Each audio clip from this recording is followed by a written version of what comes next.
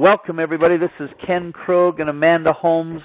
We're starting a webinar today, The Art and Science of Lead Generation, and I am so excited to be here with Amanda. I have followed her father and her organization for years. Didn't know we had a strong connection there, but we recently brought on Jim Steele. In fact, I'll move over to that slide. Jim Steele, the former head of worldwide sales and chief customer officer from Salesforce. Now, he's been on the advisory board for Chet Holmes International for a while, hasn't he, Amanda? Yes, he has. It was such a funny connection. Who knew? It was. I couldn't believe it. I had told Jim how much I thought of Chet Holmes International and your organization, and he called me up one day and said, "Hey, I'm having a call today with Amanda." And I said, "You're kidding!" So he brought me on, and we got to meet, and we invited you up to our Sales Accelerate conference here in Salt Lake City, and you came up. We had a wonderful time, and I remember we said, we got to do something together. So here it is. It's happening. Can you believe it? I can't believe it. Wonderful. So I wanted to give a little bit of background on how much of an impact Chet has had around the world. And let's see, the slide, let's see if we get it working here. Okay. Well, it's showing my picture. Do you see my picture there on that one? But I am. Don't know how that happened. I'm not Chet Holmes. I wish I was Chet Holmes. But Chet Holmes was a protege of Charlie Munger, and in fact, it's an animation. Here we go. There we go. All right. I'm a little slow. You have to work with me, Amanda. But this is Chet Holmes, Amanda's father, and he started this business. How long? When did he start Chet Holmes International, Amanda? He started it 23 years ago. Oh, my heavens.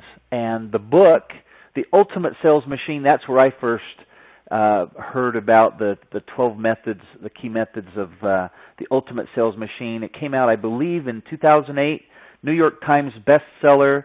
It's been #1 on Amazon 7 years later. The company has 78 training products in 100 countries. And my favorite part is right at the first where Chet talks about pig-headed discipline and determination. He says, people don't need to learn how to do 4,000 things. They need to learn how to do about 12 things 4,000 times. And you just have to stick with it and work hard. I remember I read the book in about 2009, and we have implemented many of those things in our organization. We owe a lot of our success to concepts like education marketing. And I was blown away. My background is time management. I started the original inside sales department at Franklin Covey. And it was amazing that the very first key concept that Chet talked about was time management and the ability just to get things done, which is the second key in this slide right here. Implementation is not about ideas. It's about getting things done. It's about execution. And we're going to share today some really exciting things. I'm going to let Amanda talk about 5 reasons your marketing isn't working like it should and give you some great ideas to move forward. But before we do, we've got a poll. Do you want to take it from here, Amanda? Yes, Ken, but I just wanted to say really quickly that I'm just so happy that the universe brought us together, because Ken is truly the ultimate strategist. I mean, my father talks about how 99.9% of business executives, if they're going to be a strategist, that's a very rare quality, but if they're a strategist and a tactician, it's 99.9% of executives that aren't that. And I can tell you from what I know of Ken and our experiences together that he is that 0.01%. And that's why I'm even more excited about being here and working with you, Ken. It's really, truly an honor to see what you've been able to do. And he is a living, breathing example of how education marketing can make wild, tremendous success in your business. So I just wanted to... Thanks so much, Amanda. That means a lot. I really appreciate it. Thank you. All right, let's jump in. Let's do a quick poll here. So go ahead and answer the poll. Is your lead generation increasing right now? Is it increasing, decreasing, staying the same, so you've kind of flatlined?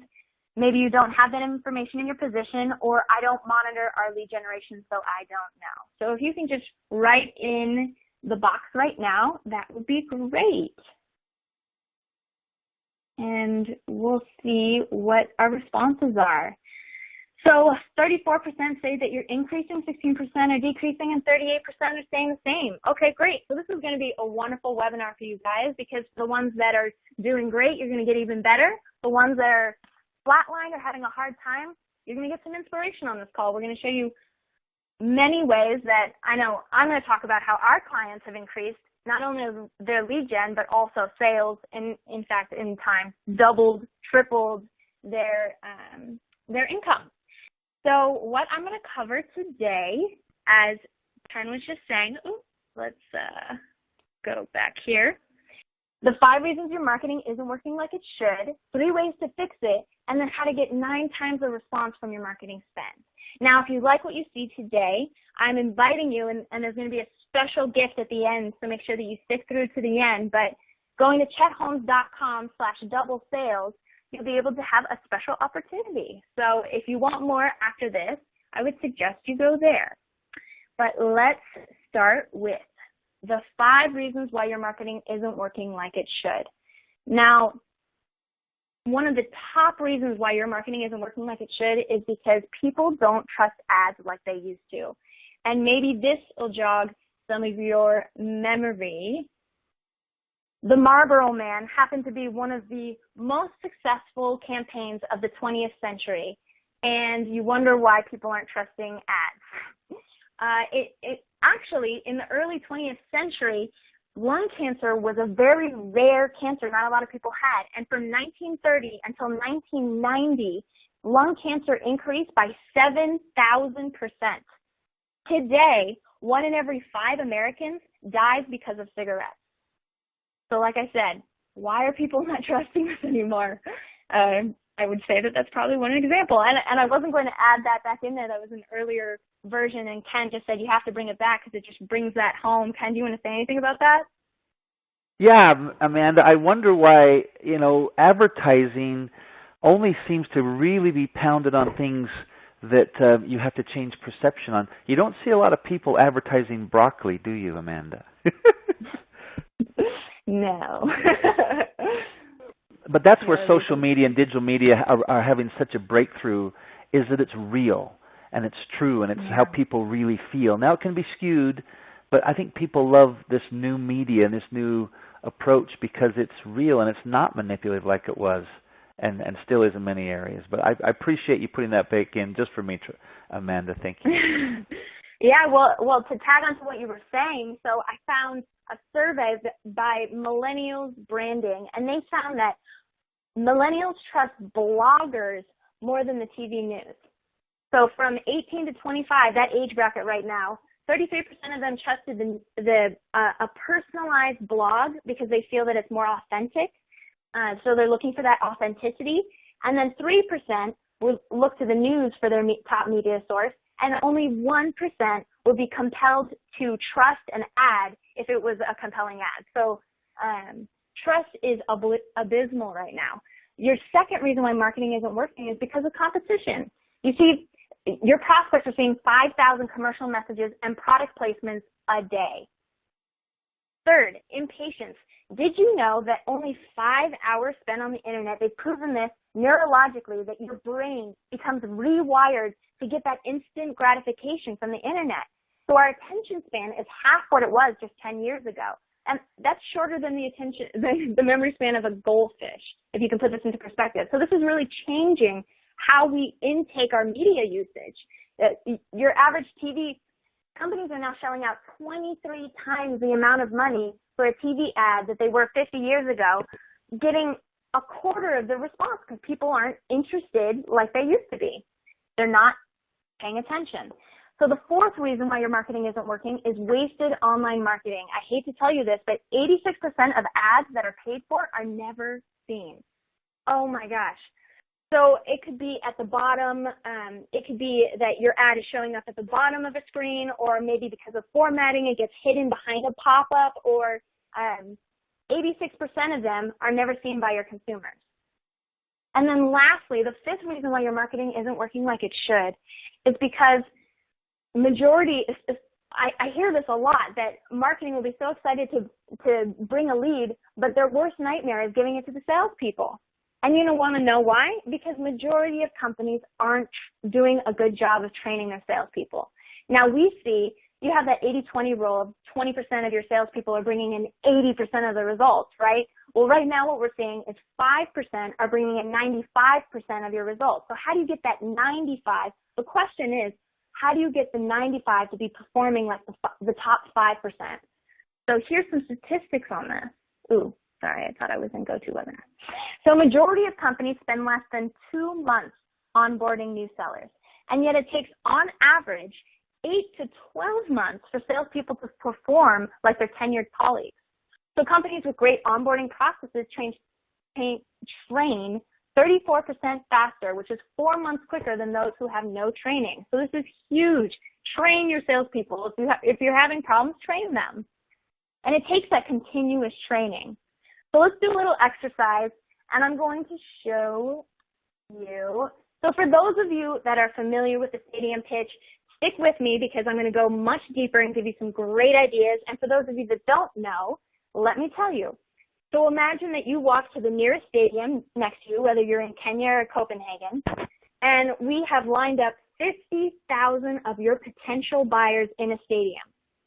Lined up 50,000 of your potential buyers in a stadium. So you walk up to the mic and you say, "Hi, my name is Bob, and the title of my talk is." What would you tell 50,000 of your prospects in a stadium? Now, for those of you that are taking notes, write it down on your pen and paper. If you're taking notes on your computer, write it down on your computer. What would be that title? We call it a stadium pitch. What would be the title of your talk? And for those of you that are on the call that understand stadium pitch, or maybe just want to throw it out there, go to the Q&A box again. It's at the bottom of the screen, and give me some answers of some of your stadium pitches. I'll give you just 45 seconds to write down. What would be the title of your talk?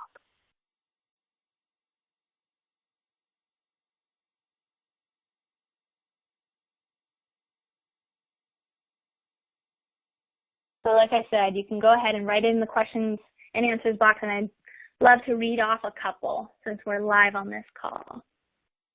Oh, we got some people that understand this. Steve is saying, "How can I make your life easier?" That's good. Hello, my name is Steve. How can I make your life easier?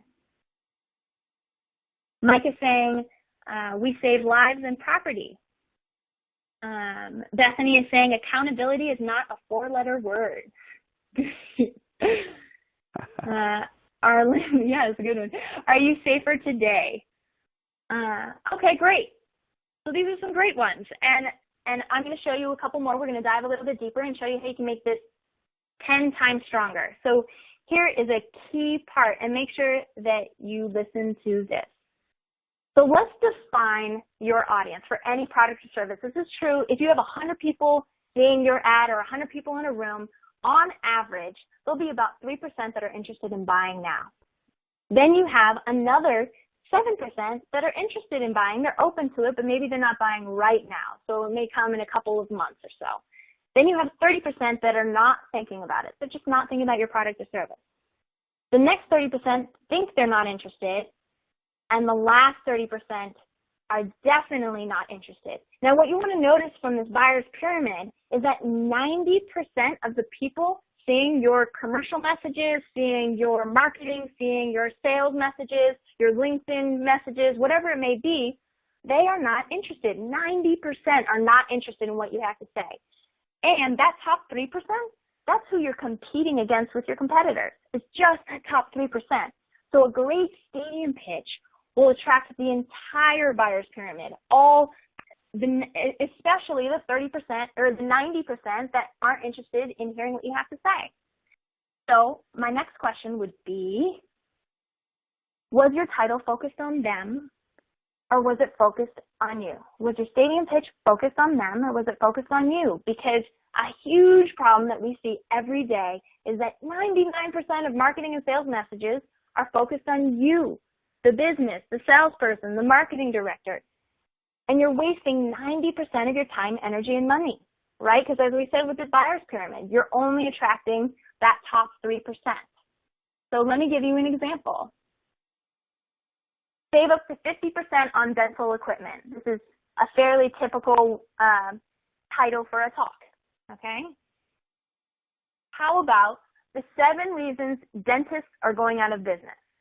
Now, if you were selling dental equipment and you said save up to 50% on dental equipment, you would get the 3% and maybe even the 7% that are interested in buying. That's a great discount. But for all the people that aren't interested in buying dental equipment, you don't get their attention. But if you talk about what matters to them most, and sadly, but if you put them in pain, if you mention their pain, they're going to take action much quicker. So the 7 reasons why dentists are going out of business, any dentist will want to know, why would I be going out of business? I want to know about that. Please tell me more. And that's when you start that conversation. That's when you build credibility. That's when you build that rapport.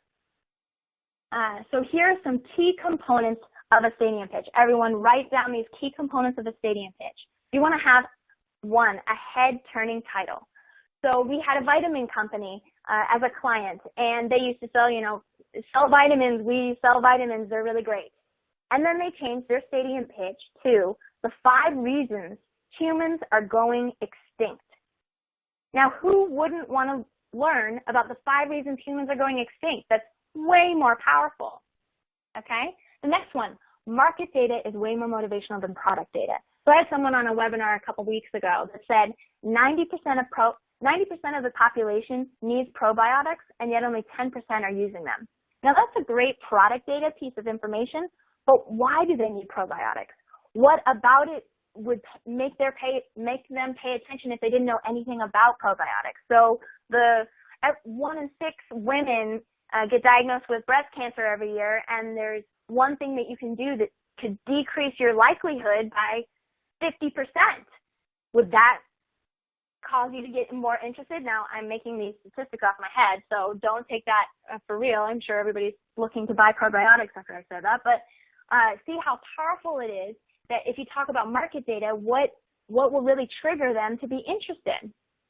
Content that offers solutions to their problems, not talking about your product or service, okay?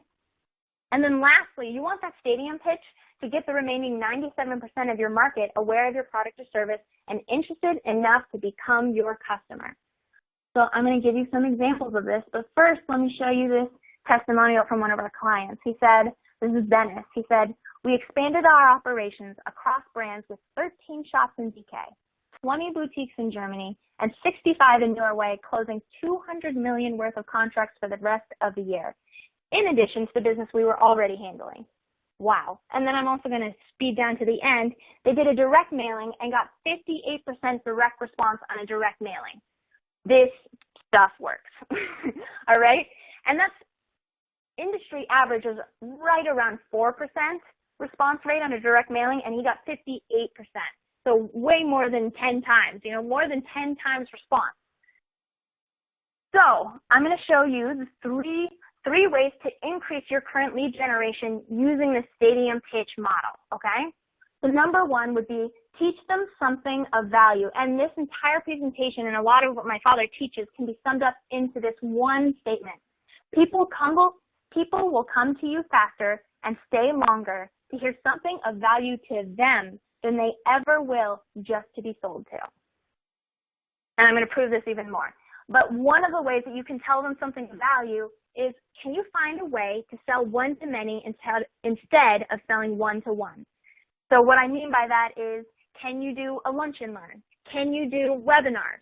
Can you do trade shows where you're teaching something? I know I learned from Ken that when he would go to Dreamforce, he would teach, he would offer these free information, and Ken, correct me if I'm wrong, you would offer these free informational sessions at that trade show, and what was your response like from doing that?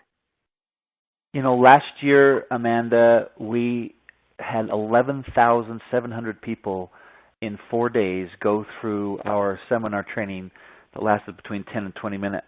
And so it was a wonderful, wonderful. We had 16 million in pipeline come during those 4 days. And that's a whole lot more than one-to-one. It was one-to-many. I love that. Oh, my God, I'm going to have to use that as a testimonial. I hope you'll allow me to. That's amazing. Absolutely. So And so, like I said, Ken is the ultimate strategist, and he understands education-based marketing like no other. But let me give you an example of this. So Greg owned a solar panel company, and he was a part-time student as an engineer major, a one-man contractor selling solar panels. He would go door to door. So he would make 100 phone calls to set up 10 appointments, and he would close 1 out of every 10. And that's pretty typical in your sales process that we find this all the time. Now, what he did is he couldn't call double the amount of people. He couldn't call 200 people, 300 people because he was working as a part-time student. So he had to find a way to work smarter, not harder. So then he learned about the stadium pitch method, and he changed his approach to, instead of talking about solar panels, he talked about the 10 operational inefficiencies costing you a fortune.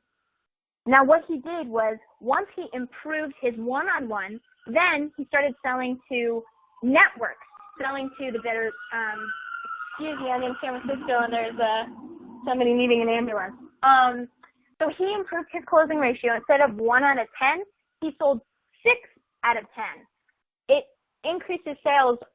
I mean, it definitely doubled his sales and actually made him a 7-figure business just by using this one technique. And after refining it, which if you go to the webinar that we're having tomorrow or the next day at chetholmes.com/double-sales, you'll get to learn more about Greg and how he did it. And I'll give you templates, email templates, sales scripts, the works of step-by-step how he was able to do that. But let me show you what he said. This is one of his testimonials. I consider myself blessed to have been trained with the Chet Holmes method. Without that, I would have remained a small-time contractor closing 1 out of every 10 sales calls that I went on. Instead, I built a 7-figure business as a part-time student in college. If I could do it, you can do it too. Now, I don't know if you know this, but 95% of companies never make it above $1 million in annual sales. So Greg is quite a rock star. So here's the second way that you can increase your marketing is by unseating your competition. And the question I have for you is, can you be 2 clicks before your competitors? And let me show you what I mean by that. So we had a client, well, let me show you this first. So when you type in photographer in Turks and Caicos into Google, wow, there is something really happening in San Francisco today. So if you type in photographer in Turks and Caicos, you're going to see 3.4 million competitive results. However, if you type in weddings in Turks and Caicos, you get 112,000 competitive results, which is a much smaller amount of people to compete against. So what this photographer did was he came to us and he was in dire straits. He'd been running a company for 30 years on Turks and Caicos as a wedding photographer.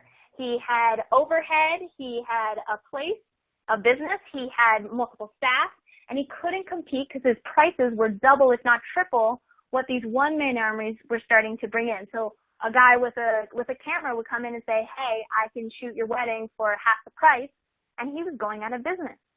So instead of talking about, hey, we're a wedding photographer, click here to learn more or to see our photos, he changed his approach.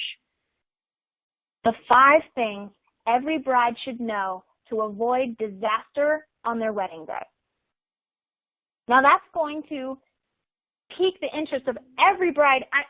I'm not even getting married right now, and I would send that report to every bride I know because it's so key how important that is to a bride. You know, they don't want to cause a disaster. And out of the 5 things, I'll tell you, so the first thing was make sure that you show up at the venue beforehand, because if you're going to a destination wedding, you don't want it to be a complete disaster once you get there.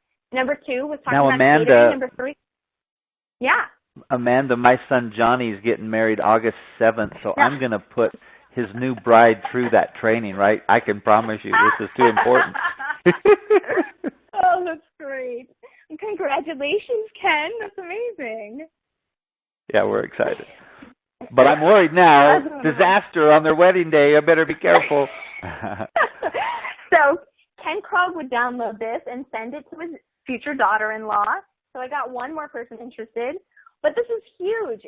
As you can see, so he was 2 steps before his competition, because while everyone else is trying to find, okay, I want to find my venue, I'm going to find my dress, I'm going to find all of these things, oh, and then I'll find the photographer.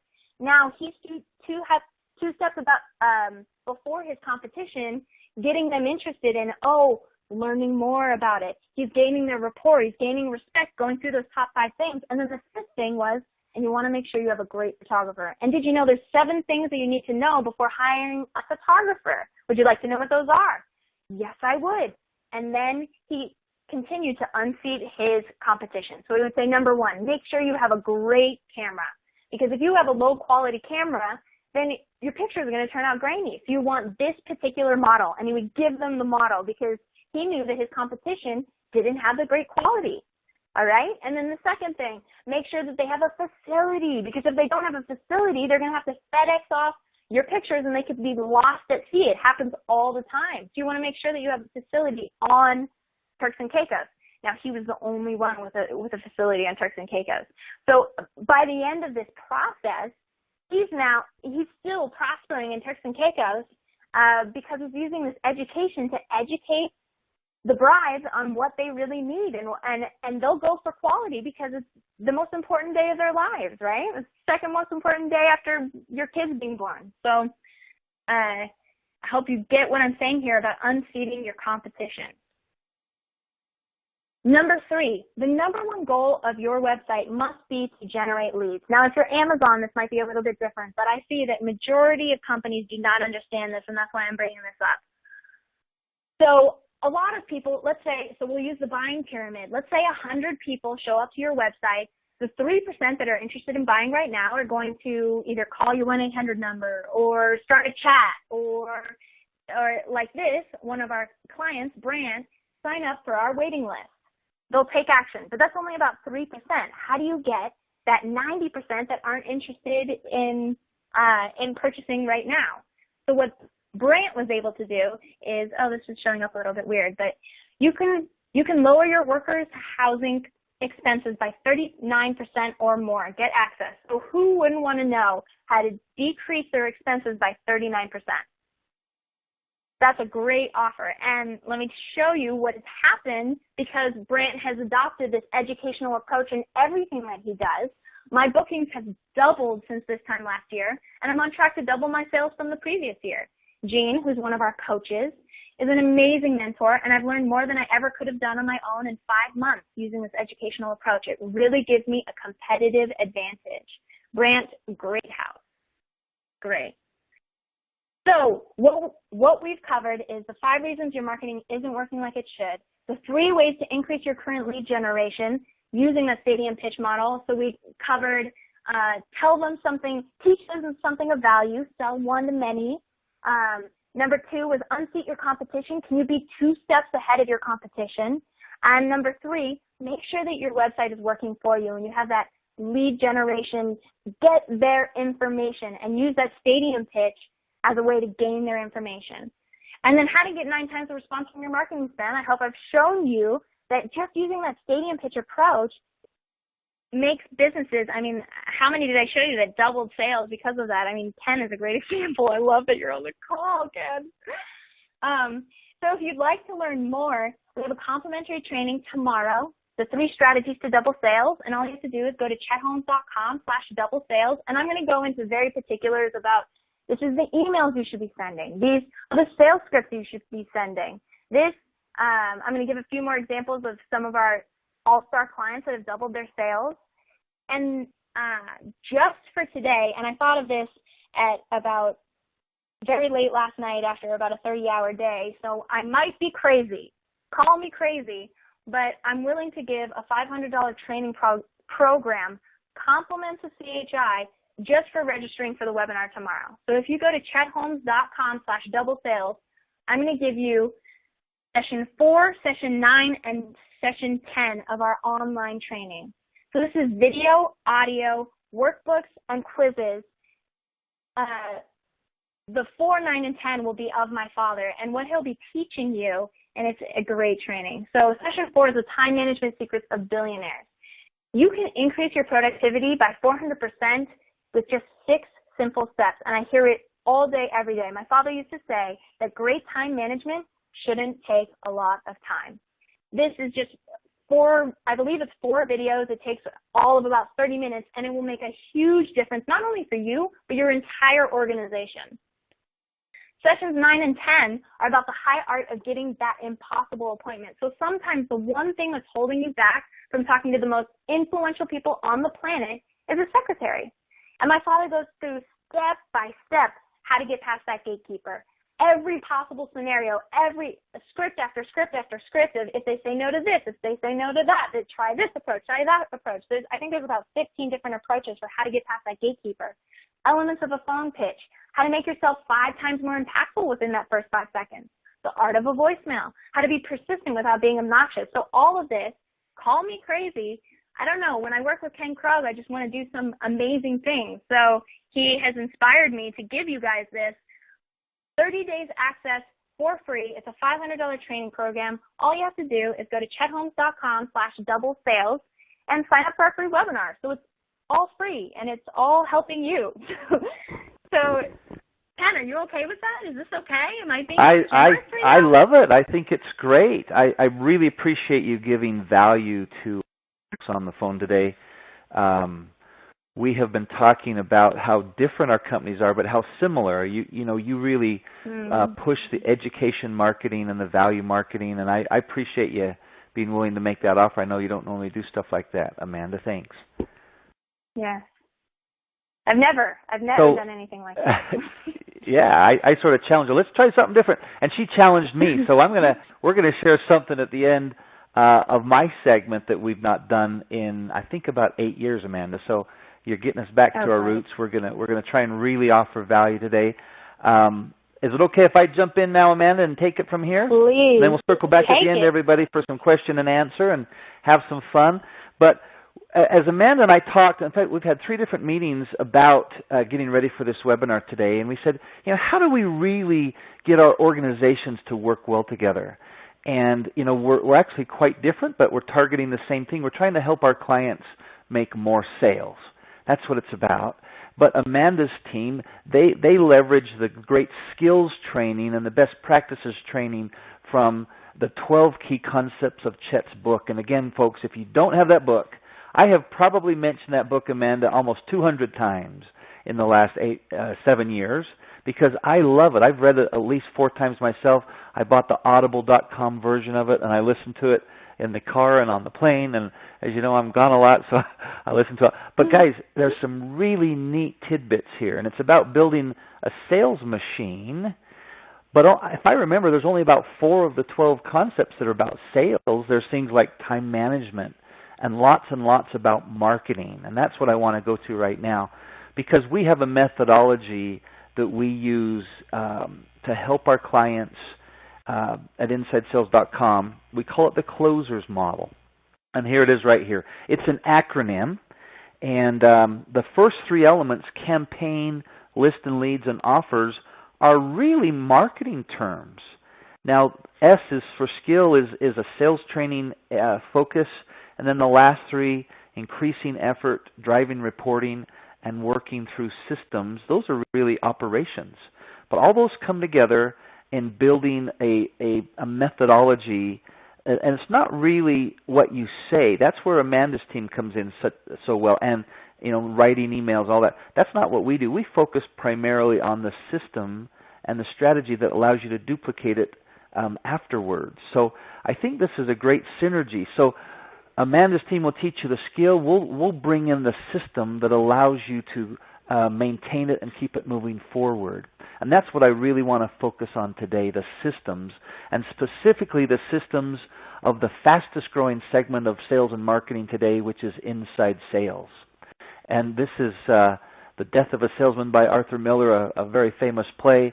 And frankly, that old door-to-door traditional sales model, except for a few key areas like pest control and security systems, is about gone. Everybody else is selling over the phone and through the web. Now, if you're just selling over the phone alone, that's telemarketing. That's not what inside sales is. Inside sales is professional sales done remotely, and it's using the internet just like we're doing right now to make remote presentations, but doing it also with the phone. Combination. This is an article I wrote on Forbes that's become quite well known. It's the definition of inside sales, and again, inside sales is remote sales. Now, the industry is really taken off. Research done in 2009 showed that inside sales was outgrowing traditional sales by 15 times, folks, 15 times faster. And even today, even after the economy has settled down and things are going pretty well, we're still growing 300% faster. And by 2010, there were actually more inside sales reps than outside sales reps if you take out retail sales, which is really not either one. So the world is changing quite a bit in the world of sales. But I want to go back to what Amanda said, is that your marketing is no longer working like it used to. This is a very interesting graph that came out of Business Insider. It shows one of the other reasons why that your marketing is not working the same is Google. Google now has more advertising revenue than all magazines or all newspapers in the entire United States, guys. The total world has changed. Where we used to be able to just put out advertising on 3 television channels, there are now over 600 cable networks, and there are tens and tens of thousands of YouTube channels. There's more than that. I've interviewed some folks on YouTube recently for Forbes magazine that have more views every day than The Tonight Show. And it's just a family, they're called the Shaytards, and they have 600,000 and 700,000 views a day of people tuning in to watch their daily vlog, and they're outperforming The Tonight Show. So big things have happened. The world of advertising has fallen off a cliff. The traditional model, there's a new model called inbound marketing, and it's just what Amanda was saying. It's lead generation. It's no longer branding, it's demand generation, and it's generating leads. So a research study was done by Business to Community, and they asked the question, what's the difference between high growth companies and normal growth, average growth companies? And the chart on the right there shows the difference in growth. The high growth companies were growing 15 times faster, and they said, what's the difference? Well, here's the difference. They use online lead sources. 62.5% of their leads come from online. Average growth companies only have 12%. So they know something the average companies don't know, and they're growing 15 times faster as a result of it. And here is a drill down on the kind of media that they're actually using. And believe it or not, the number one methodology for growth companies is a blog. Holy moly, it's a blog. And you remember Amanda said earlier that the millennials particularly, they don't trust television advertising anymore. They'd rather get their news, they'd rather get their information from a blog. Now, why is that? Well, it's funny, I write for Forbes.com, and guess what? It's a blog. So a blog is basically today's version of a magazine or a newspaper, but it's coming direct. In the old days, a magazine would sell advertising, and now the company just writes their own magazine, but it's called a blog.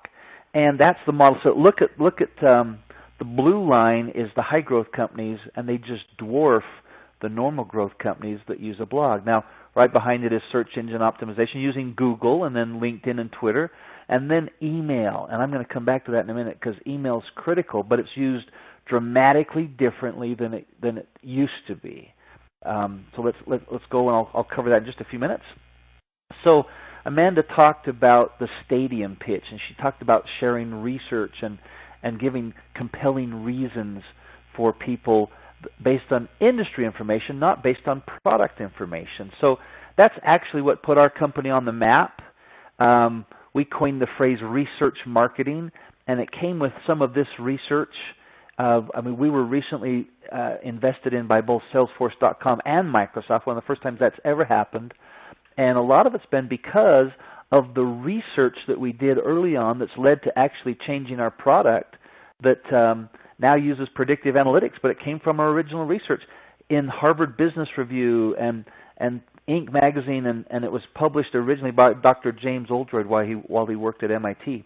That one study put us on the map. We've had nearly 400,000 companies download and access that research, and it all came from education marketing. So, guys, this is how you really put it on steroids.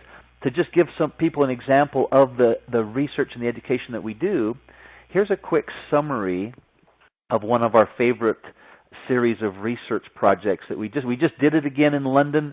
We're doing it for Dreamforce again. It's called a response audit, and here's a history of some of the ones we've done in the past. Imagine a secret shopper, okay, and we're trying to find out how fast people respond to their leads. So what we do is we go out to their website and we put in a phone number and an email address for a person that doesn't exist on the web page that's most likely that they're trying to sell something with. And then we track how fast they respond and how many times they reach out. And here's the numbers, guys. It's pretty crazy. We've now done it nearly 40,000 times, so I'd say it's pretty accurate. And the numbers are hovering about the same. The average company takes 39 hours and 22 minutes to respond to a lead on the website. Holy moly. And the average salesperson only makes 1.5 phone calls to follow up on a lead before they give up. Now, can you see how this is very complementary to what Amanda's teaching? She's teaching you what to say and how to say it. But I'm saying call people back and do it really fast. You know, if they're out there downloading your stuff, you better get back with them. It was really funny. The wife of my business partner, Dave Elking, her name is Elise, and she's so funny. After we'd gotten all excited about this cool research and we brought people in and we put a patent on it and everything else, and she showed up one day and we said, hey, isn't this cool? Look what we're doing. And she said, congratulations, you guys. You figured out you need to call people back. I thought, yeah, that's about it. That's all we've really done. But here's the other scary part, is only 27% of those leads that do get generated ever get spoken to. Only 52% of leads even get attempted. Oh my gosh. So imagine if your CEO, in fact, your CEO, Amanda, what would you think if all those leads you generate, only 27% ever get followed up on and spoken to? Would there be some heads rolling in your organization? I would be furious. Well, guess what? That's probably what's happening everywhere we look. We've tested it and tested it and tested it, and it averages 27%, 1 out of 4 leads. So we asked the question, you know, what's theoretically possible if we put all of our best practices together? And we were able to contact 92% of our leads for 2.5 straight years, just by focusing on those practices of immediacy and persistency and a few others. That's 3.5 times more results out of the same money you're spending on marketing, you guys. So Amanda teaches you what to say and what to write and so on. We teach you get back with your people and be persistent. A lot of times sales reps think, well, they don't want to talk with me. I've tried them 2 times already. Well, the truth is they're busy. They're really, really busy. So follow up and be persistent. Okay, I'm going to speed it up here. Got a few more things to hit. The other key about content, now Amanda's talking about some really fun things you can do with webinars and stadium pitches, but you've also got to realize, besides the content of the webinar itself, you've got to figure out ways to get it out there. This is a friend of mine, Jeffrey Harmon, who gave this seminar for Google, and he said they've got to be equally yoked, not just the content itself, which is only half the equation. This is the oxen there with the crown on the left, the black one. That's content. The other half is distribution. In other words, how are you going to get it out there? Are you going to email it? Are you going to? I just talked with a friend of mine who runs a major PR firm, and she was saying, Ken, oh my gosh, we've only got 7,000 people in our email database. No wonder I'm not getting the kind of results I want. I've got killer content. And I said, do you know how much we have in our database? 2.2 million. Sales managers and above, 2.2 million. If we send out an email, we get a lot of people involved and a lot of people excited. So think about that in your world. If you've got great content, are you getting it out to enough people? And if they ask to see it, that's what distribution's all about. So I'm going to jump into, this is a brand new model I'm having a lot of fun with. I call it the pitcher-catcher model. And so you can see on the left there, you've got the pitcher throwing the ball. This is American baseball. And the pitcher's throwing the ball to the catcher. So here's the 3 element. The ball is the content, okay? So if it's really good content, the ball might be a curveball or a fastball. The catcher's mitt, that's the item, like Amanda said, that's the website that converts things into a lead. It's a form that people have to fill out to be able to come onto this webinar, for example, download an ebook, or to get into one of Amanda's seminars tomorrow. That's the catcher's mitt, is the place that converts a visitor into a lead. Now the pitcher is the amount of traffic you can throw at the catcher's mitt, and you got to have both. So we woke up one day and we had 40,000 people in our database, and we said, what are we thinking? Let's scale this thing up. So we got up over 2 million, and now we're one of the fastest growing, most impactful companies in the United States. And it's that pitcher-catcher model, guys. You got to look at both. All right, let's keep going here. The next little model I think is really powerful. We call it the content funnel. So this helps us understand what sequence of education should we engage in. And the bottom line is you have to start at the top with famous people with lots of influence. That's why I'm talking with Amanda today. She's famous. She runs an organization with 200,000 customers. I'm thinking, holy moly, what a great idea. And together we will add influence, then talk industry information. And then if companies or people are interested, then we would break down into company information and product and so on and move down the funnel. Well, these are the basic steps. So you should stand back, and when you do your content marketing or your stadium pitches, you should start at the top. And like Amanda said, you don't talk product information. You talk influence and industry information. And then with people who have interest, then you give them additional content that moves them down to the funnel to a sales discussion.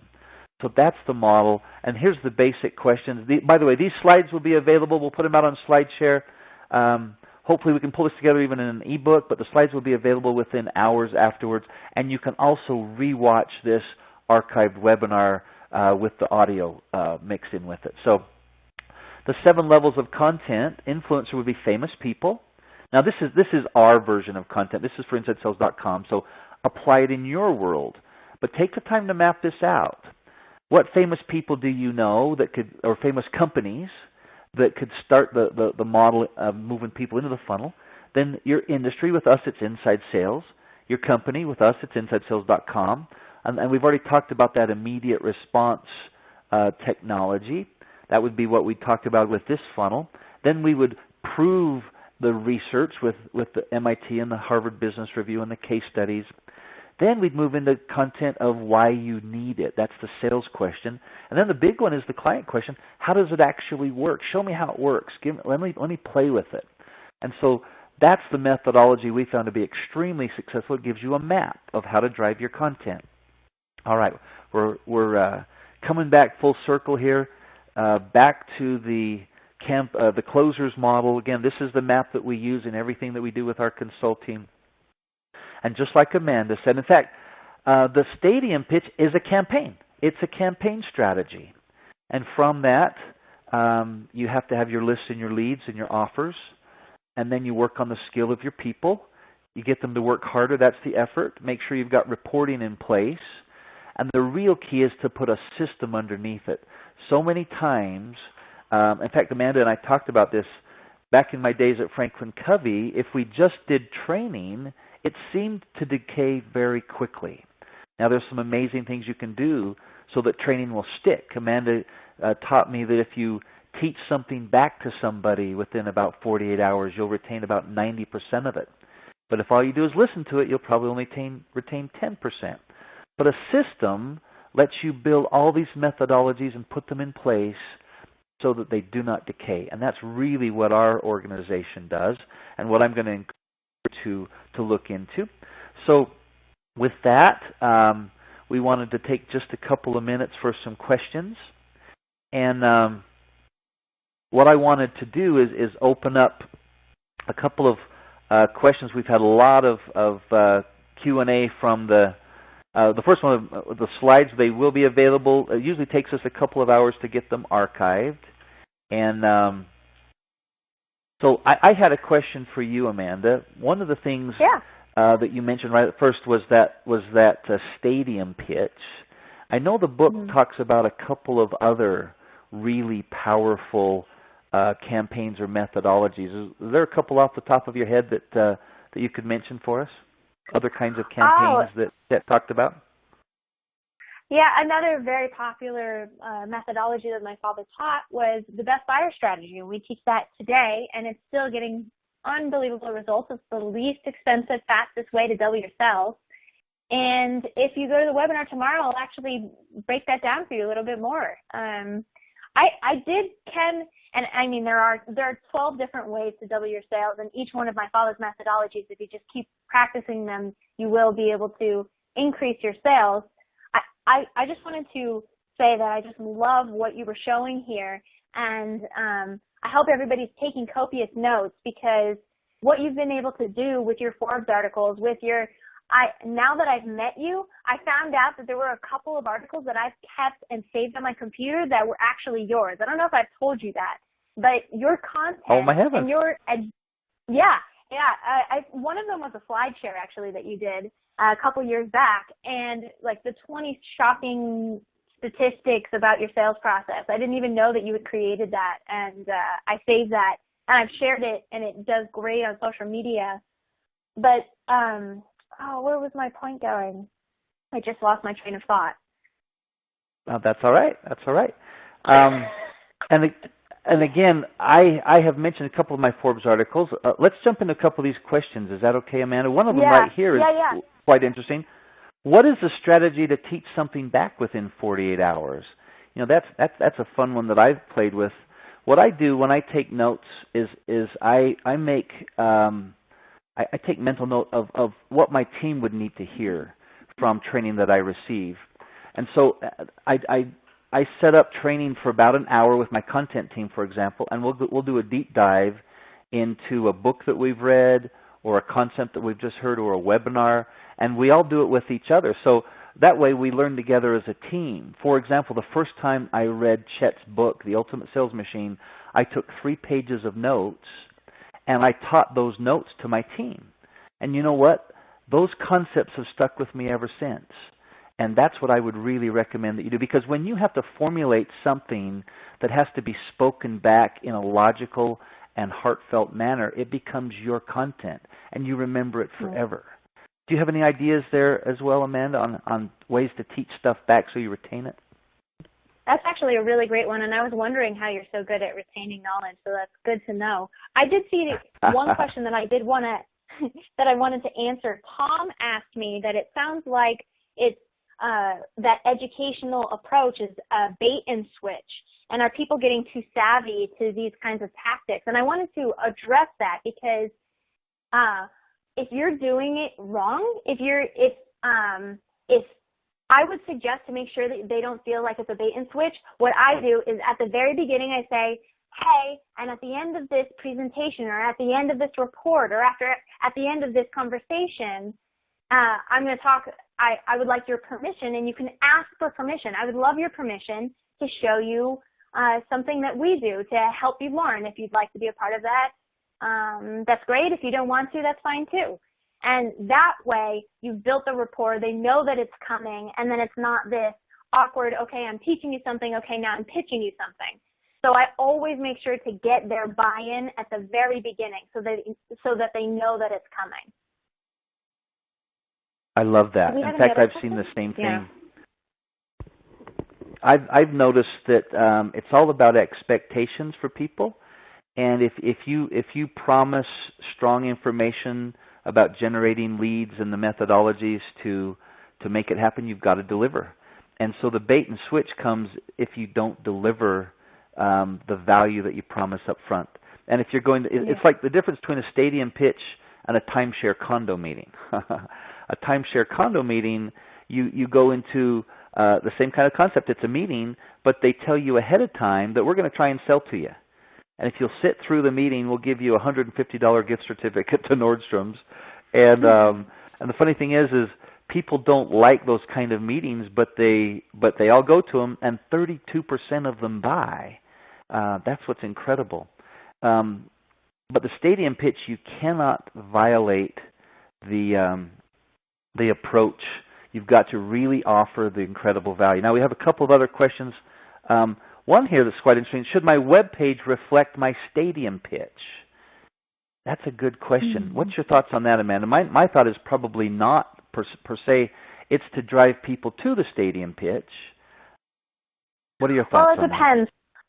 I would definitely suggest that if you have an opt-in and it just says, like I said, if it just says sign our mailing list or be a part of our mailing list, that's one thing. But if you have a free report on your website or a blog or something that says, click here to learn the 6 secrets about lead generation that you didn't know, then yes, the Stadium Pitch should be on your homepage. And it's in the form of blogs, it's in the form of free reports, it's in the form of, if you want somebody to call you, call us and we'll give you this free report. That way you get them on the phone and you start teaching them right there. And it's an overall, it's a much bigger idea of teaching them something. So what can you put on your website that's educational? What can you put on your website that has market data, right? Like how Ken was saying, he uses research. Research is huge. What valued sources can you cite? So I would say yes. No, I think you're exactly right. I was thinking Stadium Pitch as in a presentation, but you're absolutely right. The core concept of a Stadium Pitch is information versus product. And so I think you're exactly right. So the website should educate in a macro world of overall information that's helpful to anybody who comes there. And then people can drill down, almost like that funnel we talked about. They can drill down to the product if that's the direction that they want to go. But I think you're exactly right. I mean, I wasn't thinking well there. Here's another question. They're drilling down into blogging. How long should a blog post be, and how often should we be posting? Now, that's interesting. I've done a lot of that. But any thoughts on that, Amanda?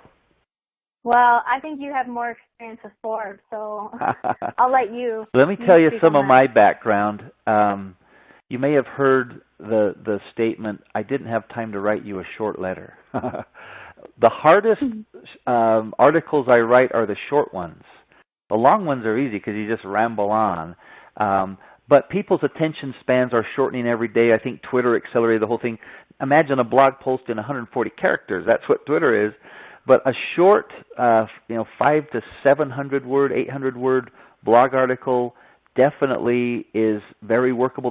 One of the best blog articles I ever did was The Death of SEO, and it was just over a page. It was really short. You okay out there, Amanda? I hear sirens. But I have to say that some of my best ones, good. Some of my best ones are also quite long. My number one blog article today on Forbes is about Twitter, and it's quite long. So, but it's also very, very in-depth. It gives you 31 things to do to get your Twitter practices in order to build your business. So I think for me, I've actually done well with the long form, but the standard methodology for blogging is fairly short. How often should we be posting? Well, my friends at HubSpot, they did a research study, and they said, okay, we're doing 1 blog a day. What would happen if we did 2? Well, they did 2, and leads went up. So they said, well, how about 3? And leads went up. And how about 4? Leads went up. How about 5? Leads went up. So frankly, the more good content, the better. And the more content you've got going on your site, the more often Google is going to index it, the more often people are going to come and see it. Same thing with those YouTubers. Some do it once a week. Others do it once a day. So it's really based on your resources and how much you can put into it. But that's a really good question. All right, we're I just want to tag. You know what? Go ahead. Okay. Yeah, go ahead. Go ahead. Oh, I was just going to say we got room for one more question, but go ahead and add on whatever you're going to say there, Amanda. I was just going to add really quickly that a really great article by one of my friends, Noah Kagan, he said the article is called Why Content Goes Viral, What Analyzing 100 Million Articles Taught Us, and it really goes into depth about that. So I would highly suggest Noah Kagan. Check that out. That's awesome. Now, Amanda, I'm not going to put you on the spot, but one of the questions is, can Amanda sing us a song? We're gonna point them to her CD online. No, they really did. Norm Williams said, Amanda, sing us a song. Anyway, you guys, thanks so much. We're 2 minutes over. I won't put her on the spot, but I can tell you what, she can sing. This girl can sing right here. Amanda, it's been an absolute thrill spending time with you today. I really want to pay respects again to your father, who's made such an impact, and you're definitely a block off the old chip. You're making great things happen. Wish you the best, and let's do something again soon. And folks, stay tuned for the slides. They'll be out shortly, the recorded version as well. And thanks again, Amanda, for joining us today. Oh, Ken, I just have to say thank you so much. I mean, after going to Utah and seeing your presentation the day before and seeing how you've been able to incorporate Core Story and that educational approach, it just inspires me every day. I'm such a huge fan, so it's such a great time to get together, and I'm so thankful that everybody showed up. Yeah, this was a big event today. Thanks again, everybody. Stay tuned for the slides and for the recorded version, and you'll be able to have the full access to the webinar tomorrow. Go out to chetholmes.com, hit double sales, and we would like to also make available, if you'd like to have a demo or a free trial of our solution, that's available also. We'd love you to have access to the systems that we're available. It's out on our website. Thanks again, everybody. Talk to you soon.